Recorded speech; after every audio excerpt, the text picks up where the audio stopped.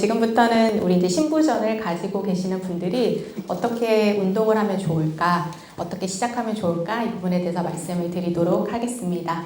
저는 현재 서울성모병원 재활학과에서 근무하고 있는 남경은입니다. 아마 많이들 알고 계시겠지만 신부전이라고 하면 심장이 좀 지쳐있다라고 쉽게 표현을 할 수 있을 것 같습니다. 그래서 내가 가지고 있는 심장이 좀 지쳐있다 보니까 내가 조금만 걸어도 숨이 찰 거고 조금만 움직여도 피곤하고 막 온몸이 붓고 굉장히 내가 몸을 움직이기 힘든 상태일 겁니다. 그래서 내가 움직이면 숨차고 피곤하니까 대부분은 뭐 집안에서 좀 많이 앉아있고 아니면 누워있고 뭐 텔레비전 보시고 이렇게 굉장히 활동량 자체가 많이 줄어들어 있는 분들이 많이 계실 거예요. 물론 우리는 사람인지라 힘든 것들을 하고 싶지 않기 때문에 그러한 삶을 가지고 있는 분들이 많이 있고요. 그런데 그렇게 지내다 보면 우리 몸은 심장만이 역할을 하는 게 아니라 결국은 내 몸이 움직이려면 근육이라는 아이를 사용을 해줘야 됩니다. 제가 이제 외래 오시면은 많이들 설명을 드리는데 자동차의 비유를 많이 하는데요. 자동차 엔진만 좋다고 자동차가 잘 굴러가는 건 아니잖아요. 그래서 바퀴도 튼튼해야 되고 여러 가지 그 안에 있는 것들이 잘 조합이 돼야지 전체적으로 자동차가 기름을 넣어줬을 때 잘 굴러가는 것처럼 내 몸도 심장만 괜찮다고 해서 잘 움직일 수 있는 건 아닙니다.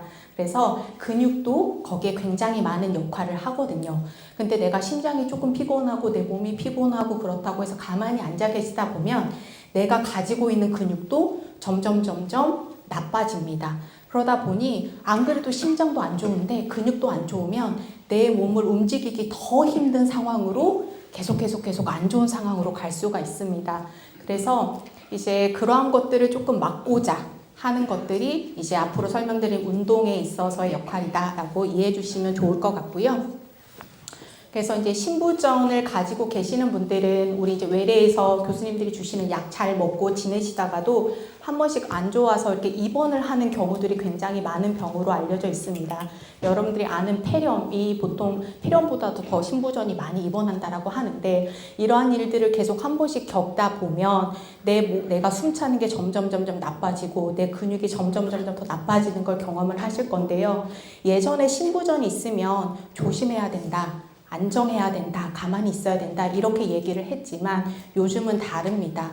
물론 안전하게, 꾸준하게 이렇게 규칙적으로 운동을 해주면 오히려 내 심장을 더 튼튼하게 만들어서 신부전으로 인해서 다시 입원하는 위험도를 낮춰준다라고 얘기를 하는데요. 그 부분을 조금 더 자세하게 제가 설명을 드리도록 하겠습니다.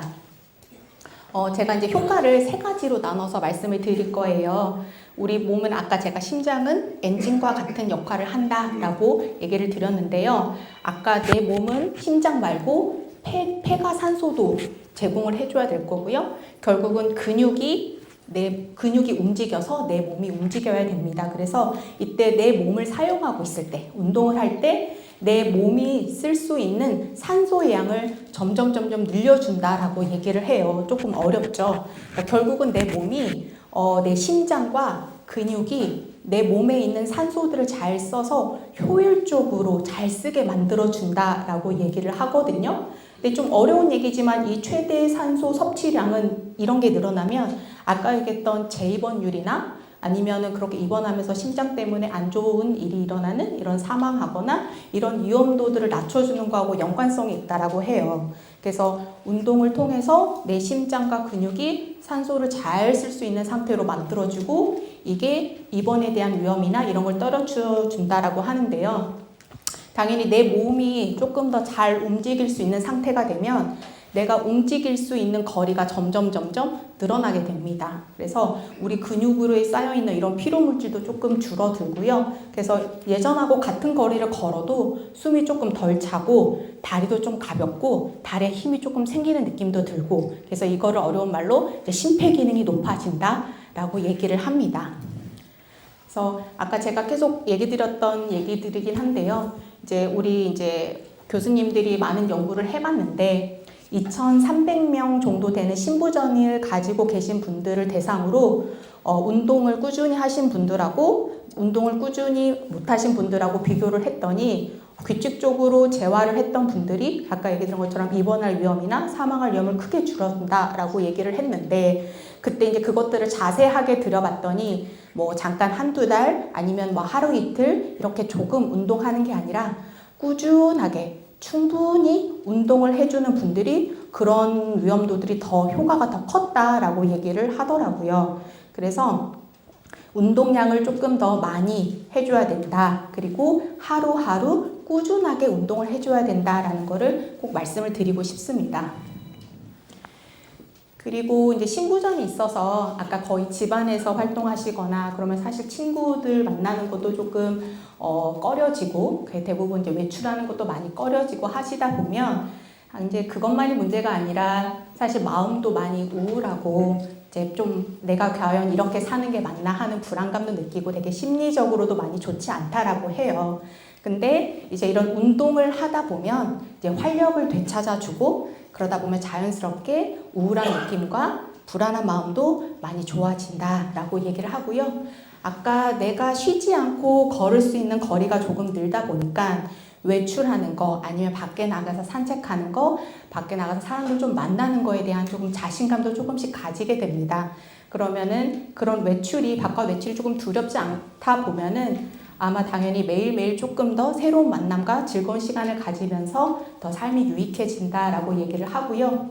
사실 어떤 검사를 통해서 어떤 수치가 좋아지고, 물론 이것도 중요하지만 운동을 하면 그런 검사들을 하기 전에도 내가 주관적으로 조금 다리에 힘이 들어가, 내가 숨이 좀 덜 차고 밖에 나가 바깥 공기를 좀 쐬면 상쾌하고, 이런 주관적으로 이미 내가 좀 건강해진다라는 느낌을 받는다라고 얘기를 합니다. 그래서 이런 재활을 통해서 우리가 보통 이제 삶의 질이 좋아진다라고 많이 표현합니다. 그래서 이런 삶의 질 질병도 많이 좋아진다라고 연구들을 통해서 밝혀졌고요. 그래서 아까 요약해서 말씀을 드리면 운동을 통해서 심폐 기능이 쑥쑥 올라가고, 이런 것들은 재입원율을 떨어뜨려주고 그 다음에 나의 마음의 안정을 찾아주면서 삶의 질을 좋게 만들어준다. 그래서 이러한 목표를 위해서, 이러한 효과를 위해서 재활을 해야 된다라고 말씀을 드리고 싶습니다.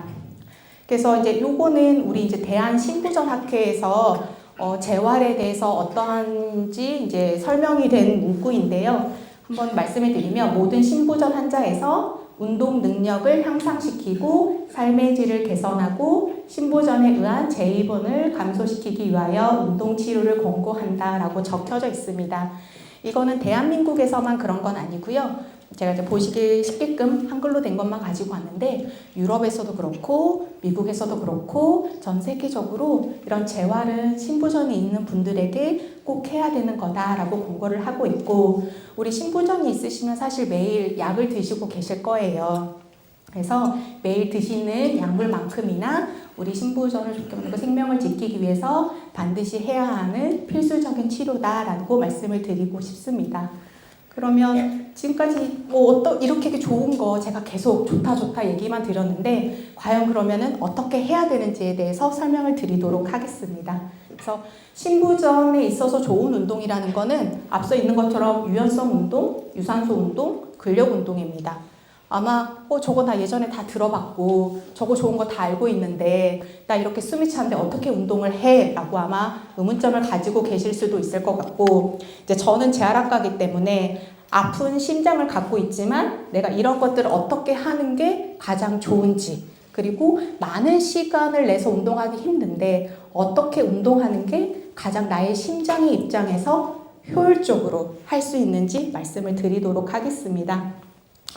유연성 운동은 다 우리 스트레칭과 같은 운동이에요. 그래서 어떤 유연성 운동이나 근력 운동을 하기 전과 후, 그러니까 준비 운동과 마무리 운동으로 5분 정도 해주신다라고 생각해 주시면 좋을 것 같고요. 그 다음에 이제 본격적인 운동은 유산소 운동과 근력 운동이 됩니다.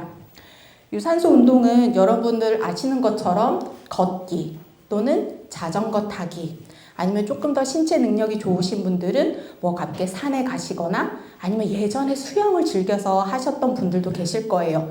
그런 여러분들이 익숙하게 알고 계시는 운동이 유산소 운동이고요. 하지만 이거를 어떤 게 나에게 적합하냐라는 건 지금은 조금 다릅니다. 그리고 근력 운동 같은 경우도 예전에는 헬스장에서 막 무거운 아령을 들고 막 들어 올리는 거, 이런 거를 아마 상상을 하실 건데, 지금은 내가 기능이 조금 떨어져 있기 때문에 어떨 때는 생수병 같은 것만 들고 운동을 해도 그게 나의 근육의 입장에서는 근력 운동이 되는 상황일 수도 있고요. 맨몸에서 의자에서 앉았다 일어났다만 해도 나에게는 근력 운동이 되는 상태일 수 있습니다. 그래서 근력 운동은 어떤 걸 하느냐는 거는 어렵게 생각 안 하셔도 되고요.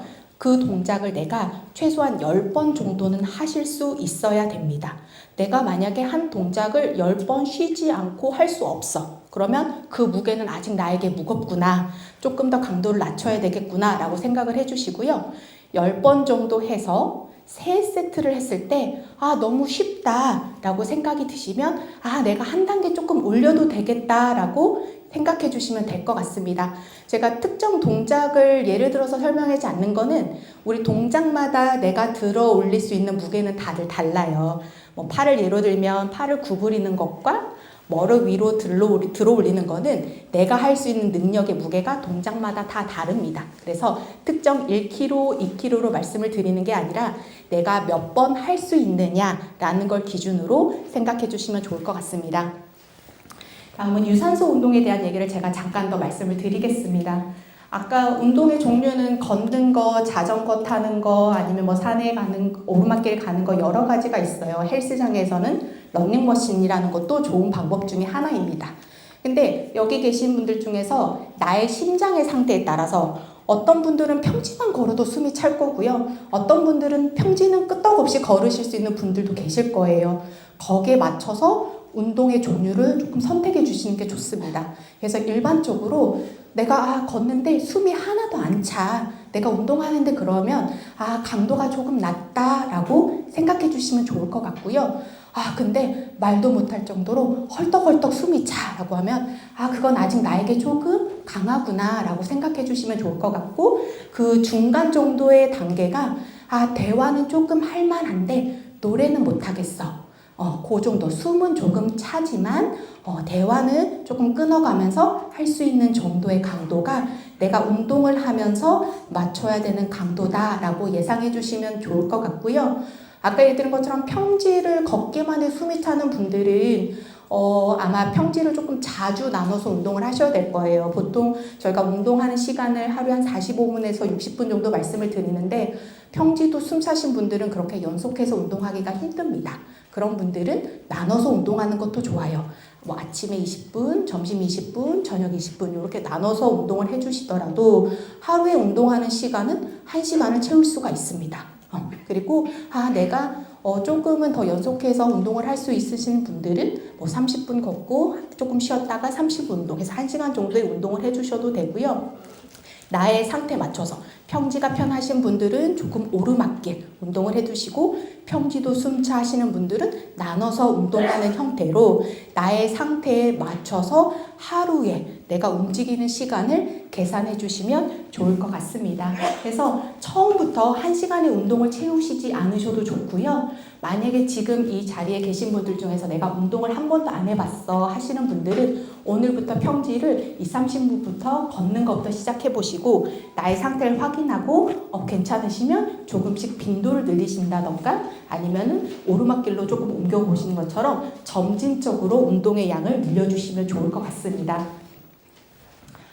그리고 당연히 아까 근력 운동 제가 말씀드렸는데, 제가 딱 한 가지만 주의사항을 좀 말씀드리고 싶습니다. 아마 예전에 헬스장에서 운동을 많이 해보신 분들이 사실 이렇게 조금 더 조심하실 분들이 좀 기억해 주시면 좋은데요. 우리가 무거운 거 들어 올리려면 숨을 꾹 참고 하고 들어 올리게 됩니다. 아까 제가 10번 들어 올릴 수 있지 않으면 나에게 좀 무겁다라고 말씀드렸잖아요. 그 10번이 숨을 꾹 참고 억지로 하는 걸 얘기하는 건 아니에요. 그렇게 순간적인 힘을 크게 주다 보면 오히려 그 순간 나의 심장에 조금 더 영향을 줄 수가 있기 때문에 근력 운동을 하실 때는 숨을 꾹 참고 하는 거는 피하는 게 좋습니다. 그 부분 꼭 기억해 주시면 좋을 것 같고요.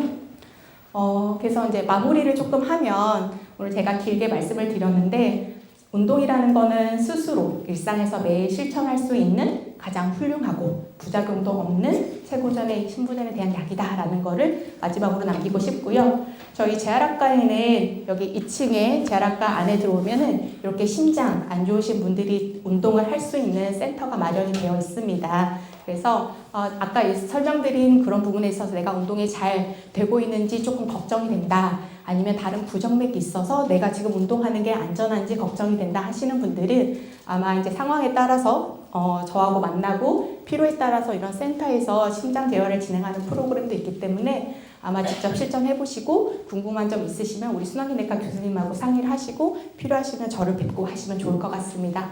네, 이상으로 발표 마치도록 하겠습니다.